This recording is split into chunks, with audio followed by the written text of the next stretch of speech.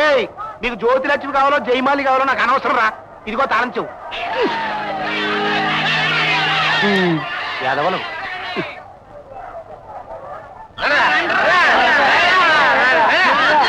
జయమాలని మన సీతకంద కంటే లోపలెట్టి తాళం వేసేస్తాడా వారాలు కదా. ఆడి ఎప్పుడు తప్పుడు స్టేట్మెంట్ లేరా. నువ్వు పగల పడ్డా నేను రేత్రి చేస్తాను, నువ్వు రేపు చేస్తా నేను ఎల్లుండి చేస్తాను.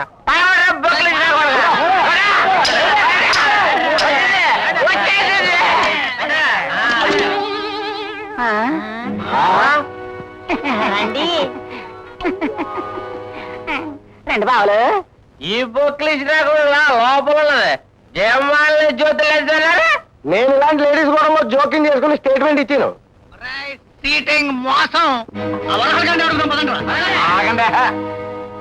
ఫ్రీగా వస్తే ఎండిన తాగే ఎదవనా కొరకల్లారా. ఏంట్రా మీరు అడిగేది? ఏటా జయమాలని జ్యోతిలక్ష్మితో డాన్స్ ఆడిస్తానని చెప్పి కొద్దిగా వాళ్ళతో డాన్స్ ఆడించేస్తావా? అసలు మేమంటే ఏమనుకుంటున్నావయ్యా? అమ్మ నా కొడక, ఫ్రీగా వచ్చింది కదా అని పీకల దాకా తాగటమే కాకుండా జయమాలిని జ్యోతిలక్ష్మిలతో మీకు సెక్సా? వాళ్ళతో సెక్స్ డాన్సా? పైగా నన్ను ఏదో అడుగుదామని రాటమా? ఏంట్రా మీరు అడిగేది? అది నన్ను అడుగు, నేను చెప్తాను. నీ వ్యాపారం కోసం ఈ అమాయకుల్ని చేస్తున్న మోసాల గురించి వాళ్ళు అడిగితే వాళ్ళని చెప్తారు. చెప్పలేదు. తనకిద్దరు బిడ్డలున్నారని, వాళ్ళని చదివించాలని, పైకి తీసుకురావాలనే జ్ఞానం నేను ఇతనే చెప్పగలడు. నువ్వు అరువు పోస్తే తాగడం తప్ప కదా సాంబయ్య? రోగాలతో బాధలు పడుతూ మందులకు డబ్బులు లేని తండ్రి రేపో మాపో చావడానికి సిద్ధంగా ఉన్నాడు. దానికి పరిష్కారం ఉన్న డబ్బులతో తాగి ఆ బాధను మర్చిపోవాలనుకునే ఈ అమాయకుడికి ఏం తెలుసు? ఏం చెప్తాడు? చిచ్చి, ఎదిగిన ముగ్గురు కూతుళ్లకు పెళ్లి చేయలేక చేయాల్సిన ప్రయత్నాలు కూడా చేయకుండా పెద్ద మనిషిలాగా తిరుగుతున్న ఈ చిన్న మనసున్న పెద్ద మనిషి ఏం చెప్తాడు? సిగ్గుపడ్డం తప్ప. వెళ్ళండి సార్. బొక్లీస్ అనే మాటకు నాకు అర్థం తెలియదు. బహుశా నీలాగా బాధ్యత లేకుండా తాగి తిరిగే వాళ్ళనే బొక్లీస్ అని పిలుస్తారేమో. ఇలా మాటి మాటికి బొక్లీస్ బొక్లీస్ అని అనుకుంటూ తిరిగే నీకు సిగ్గు లేదు? చిపరా. కట్టుకున్న ఆడది సంపాదిస్తుంటే దాన్ని 4 తన్ని దాని సంపాదన లాక్కుని ఇంట్లో ఉన్న చెంబులు గిన్నెలతో సహా తాకట్టు పెట్టి ముద్దుగా బుద్దుగా శరీరాన్ని పెంచుకుంటున్న ఈ ముద్దులు అడిగితే ఏం చెప్తాడు? ఆడదానికి మగాడికి తేడా తెలియనంత తాగేసి నీకు సూర్యోదయాన్ని చూసి సిగ్గేయడం లేదు? ఏంటో సూపు, నన్ను కూడా కొడతావా? నీలాంటి దరిద్రుణ్ణి కొట్టి నా చేతులు అపవిత్రం చేసుకునిరా. నేను అనుకున్నది సాధిస్తాను. ప్రజల్ని చైతన్యవంతుల్ని చేస్తాను.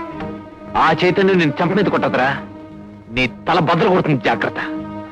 ఈ రోజు నుంచి వెదురుపాక జనం ఒక్కడైనా సరే నీ కొట్టు దగ్గరికి రాడు. అచ్చా, వీడు ఇలా ఉపన్యాసాలు చెప్పేసి ప్రజల్ని మార్చేసి నా వ్యాపారాన్ని పడగొట్టేస్తే నేను నా సోదరులు ఏమైపోవాలా? లాభం లేదు. ఈ సమస్యకి సాల్వేషన్ అంటే పర్మనెంట్ పరిష్కారం ఆలోచించాలా. ఏటబ్బాది?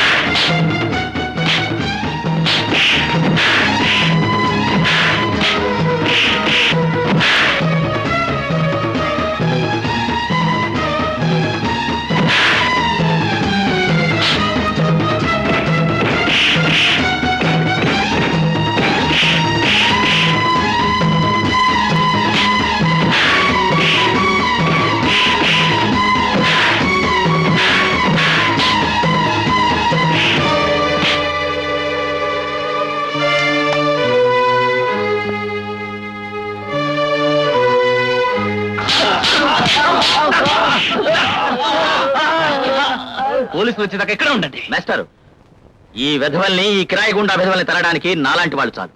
పోలీసులకు అప్పగించి డిపార్ట్మెంట్ అవమానపరచండి. దేవుళ్ళంటి ఈయన్ని చంపడానికి ప్రయత్నిస్తారా? మళ్ళీ ఇటువంటి ప్రయత్నం ఏదైనా చేశారా మిమ్మల్ని సవాల్గా మారుస్తాను. పండి ఈడియట్స్. మాస్టర్, మీకు దెబ్బలేం తగలేదు కదా? పదండి మాస్టర్. ఒరే ఎవరది? ఏంటి? ఒరే, మా ఆయన మధ్యాహ్నం నుంచి కనిపించటం లేదు. నీకెక్కడే కనిపించడా? మీ ఆయన తాగుడు మానేశాడుగా, మా మాట ఎందుకంటాడు? పెద్ద కాపు గారు పెద్ద అమ్మాయికి పురుటి నొప్పులు వస్తుంటే టౌన్ తీసుకెళ్ళాడు. వచ్చేస్తాడులే, నువ్వే బెంగెట్టుకోకు. వెళ్ళి తొంగు. రాకేం చేస్తాడు? ఏ తెల్లారి గట్ల వస్తాడులే. మాస్టర్, ఆ రోజు మీ చేతిలో దెబ్బలు తిన్న తర్వాత నాలో ఏదో పశ్చాత్తాపం, పరివర్తన ప్రారంభమయ్యాయి. నేనెంత దుర్మార్గంగా బ్రతుకుతున్నానో నాకు అర్థమైంది. That's all right. తన తప్పులు తను తెలుసుకున్నవాడే నిజమైన మనిషి. Thanks master. మాస్టారు, తాగేవాళ్ళని ఆ పాకలోకి తీసుకెళ్లి మీరేం చెప్పి తాగుడు మానిపిస్తున్నారో తెలుసుకోనుంది మాస్టర్.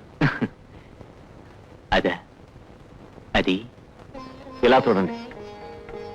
ఇది మీ శరీరంలో ఉండే లోపల భాగం. ఇది మీ ఊపిరి పీల్చుకునే ఊపిరితిత్తు. ఇది మీకు రక్తం పంపిణీ చేసే గుండె. ఇది రక్తం తయారు చేసే లివర్. మీరు తాగితే ఏమవుతుందో తెలుసా? మీ ఊపిరితిత్తులు ముక్కలు ముక్కలైపోతాయి. గుండె పాడైపోతుంది. లివర్ చెడిపోతుంది. ఇది మీ చావుకు దారితీస్తుంది. ఒక్కసారి ఇలా చూడండి. గుండెలు పగిలేలా ఏడుస్తున్న నీ భార్య, నిస్సహాయంగా భవిష్యత్ శూన్యమైపోయిన నీ కొడుకు, పెళ్లికి ఎదగబోతున్న నీ కూతురు. చూడండి, సారా తాగే అలవాటు సుడిగుండ లాంటిది. అది మిమ్మల్నే కాదు, మీ మీద ఆధారపడ్డ వాళ్ళని లోపలికి లాగి నాశనం చేస్తుంది. అది మీ ఆర్థిక పరిస్థితిని, ఆరోగ్యాన్ని నాశనం చేసి మిమ్మల్ని చంపుతుంది. ఇప్పుడు అర్థమైందా? మీరు గనక చస్తే చదివి కలెక్టర్ అవ్వాల్సిన మీ కొడుకు ఏ బస్ స్టాండ్ లోనూ అడుక్కోవాల్సి వస్తుంది. పెళ్లికి ఎదిగిన మీ కూతుళ్ళు దిక్కులేక ఉళ్ళముకుని బ్రతకాల్సి వస్తుంది.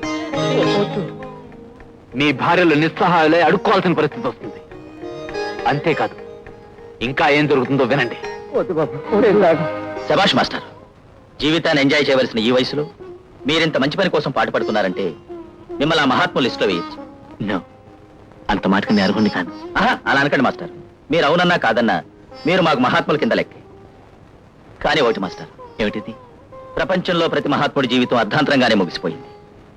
నీగ్రోల కోసం పాటుపడిన మార్టిన్ లూథర్ కింగ్ ని అతి దారుణంగా హత్య చేశారు. అబ్రహాం లింకన్ గుడ్ ఫ్రైడే నాడు అతి దారుణంగా కాల్చి చంపారు. అంతెందుకు మాస్టర్, మన మహాత్మా గాంధీ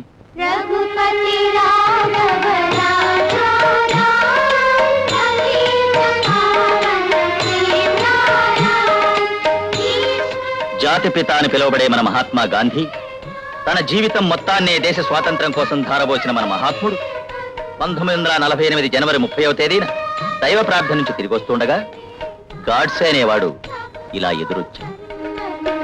ఆ మహాత్ముడి కళ్ళల్లోకి భక్తిగా, ఆరాధనగా ఇలా చూశాడు.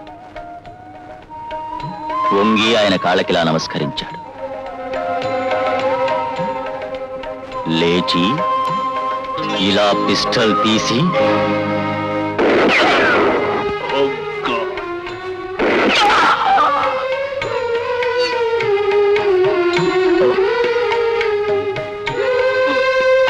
మీరు మహాత్ములో కారో నాకు తెలియదు గాని వీడు గాడ్సే కంటే దుర్మార్గుడు. దెబ్బ కొట్టడమే కానీ దెబ్బ తినడం అలవాట్లేదు. కమాన్.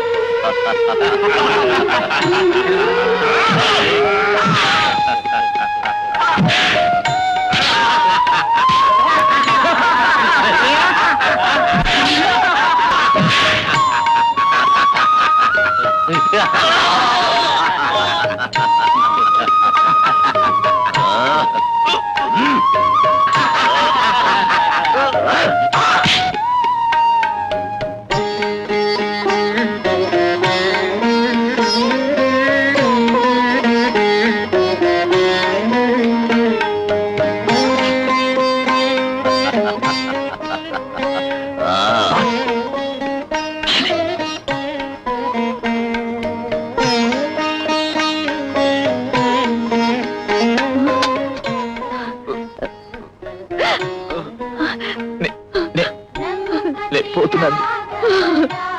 విచారించకండి. తాగుడు తాగుడు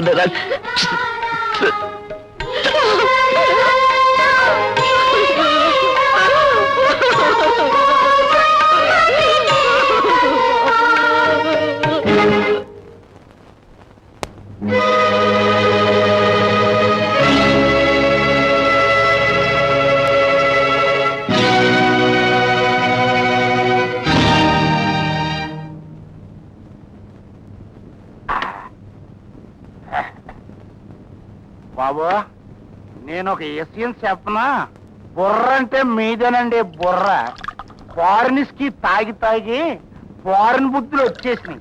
yes, ఇక నుంచి నేను కూడా దేశవాళీ సారా తాగడం మానేసి ఫారిన్ ఇస్కి తాగాలని నిర్ణయించుకున్నాను.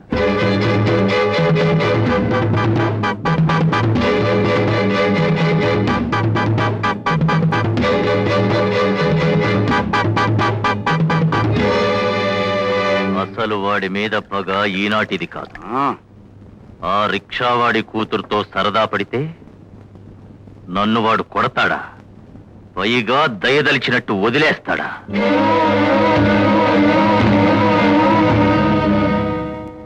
వీడసలే టూ బ్రూటస్ అని వాడికి తెలియదు. ఏటి బాబు తమరు బూట? బ్రూటస్ జూలియస్ సీజర్ అనే వాడికి మిత్రుడు. వాడే సీజర్ ని పొడిచి చంపేశాడు. వారిని అంటే మన మర్డర్ ప్లాన్ కూడా పోరిందేనమాట. శబాస్ బాబు, ఈ ఆనంద సమయంలో ఇంకో 2 దెబ్బలేండి.